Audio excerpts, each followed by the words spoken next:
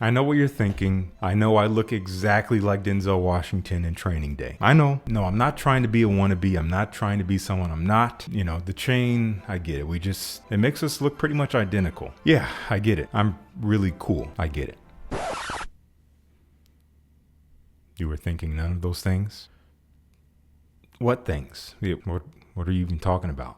Let's just talk about fragrances, huh? I know that this title is a little bit hyperbolic, and it will probably live up to that, but I just want to say a couple things first. I know there are many of you watching this that already understand the concepts we're going to talk about today, but sometimes I believe it's better to be reminded than it is to be taught. And if this happens to be your first time hearing these ideas, then I hope you find them insightful and helpful. And if they do step on your toe a little bit, just know it was Denzel, it wasn't me. Reason number 1, your cologne game is trash. Gosh, that sounds so harsh. Anyway. You're putting too much emphasis on what you cannot control about a fragrance, which is performance. Now, it's obvious that the best thing you can do in terms of anticipating the performance of a fragrance you're looking into blind buying is by gauging the experience of other people. And if you just agreed with that statement, you're not quite there yet. First of all, you shouldn't be blind buying anything based off of anyone's recommendation, not even mine, if you can avoid it. If you're sampling first, then the impact of disappointment drops dramatically because you spent less money on a sample than you would have on a full bottle of something that does not make you happy. Now, could it make you happy?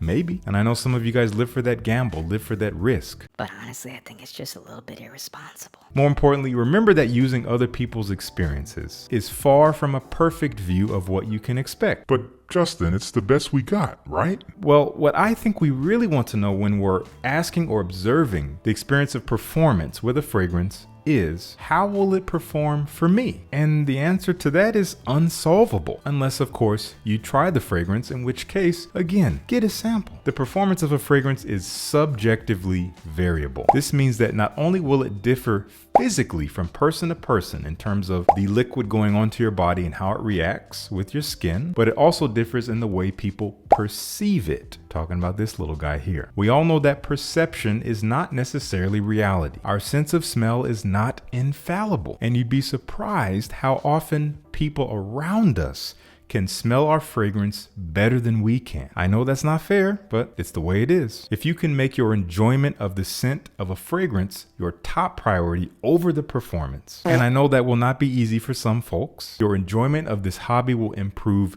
drastically. Trust me. And in response to this, I see a lot of people saying things like this. Well, even if the scent is amazing, if it only lasts 2 hours, it's not worth it. And I would agree with you if that were true reality. The reality is, unless you have uncannily dry skin or you're dealing with an extremely light, let's say 2% concentrated eau de cologne fragrance, it is virtually impossible for a scent to last only up to 2 hours on your skin before it is 100% evaporated. Now, you may only be able to detect it for up to 2 hours. Once again, coming back to this little infallible piece of flesh on your face, but only detecting it for up to 2 hours is not the fragrance's fault. I can almost guarantee you it's still on your skin, unless you're dealing with the circumstances I referenced earlier, like desert sand skin or super light cologne style fragrances. And also remember that spraying the front of your neck and chest can kill your detection throughout the day. Trust me, I know a lot of you guys have taken my advice, have stuck to spraying only behind your ears, the sides of your neck, the back of your neck, and have reported to me that you smell your fragrances for longer. I'm telling you,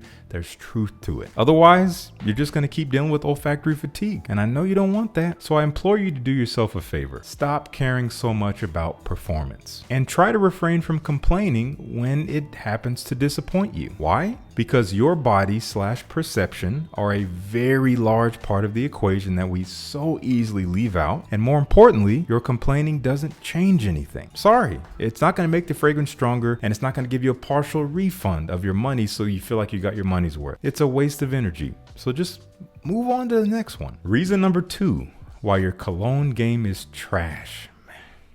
We're just going with it. Overspraying fragrances for the express purpose of being more noticeable by other people. I'm going to try to keep this one as simple as I can and start with a couple of points that I have found to be true through experience. Number 1, and I just mentioned this, people can smell your fragrances better than you can. Number 2, the average person is turned off by strong and pungent smells, even more than by strange and unfamiliar smells. And there's nothing sexy about being the only thing that someone can smell in your vicinity. Now, I know a lot of people swear by the fact that spraying more of a fragrance increases its performance. Let's say its longevity and maybe even its projection. And projection, sure.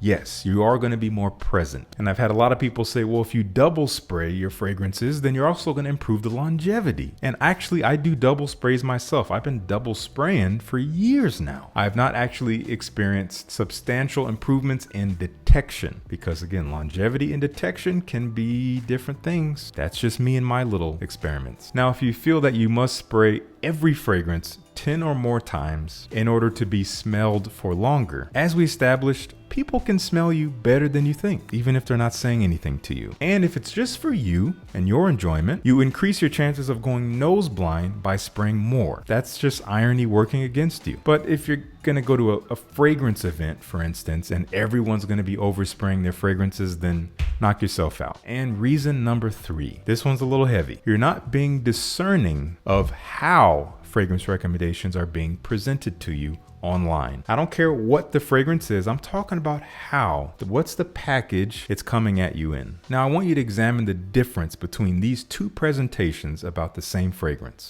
Guys, YSL Babycat is so good. Oh my gosh. I wore it last week and I got so many compliments I couldn't even count them. It is such a sexy smelling vanilla fragrance. Maybe the sexiest. If you want to turn on all the females who come near you and get tons of compliments, you need this fragrance. Guys, check it out at the link down below. Buy it now. Buy it.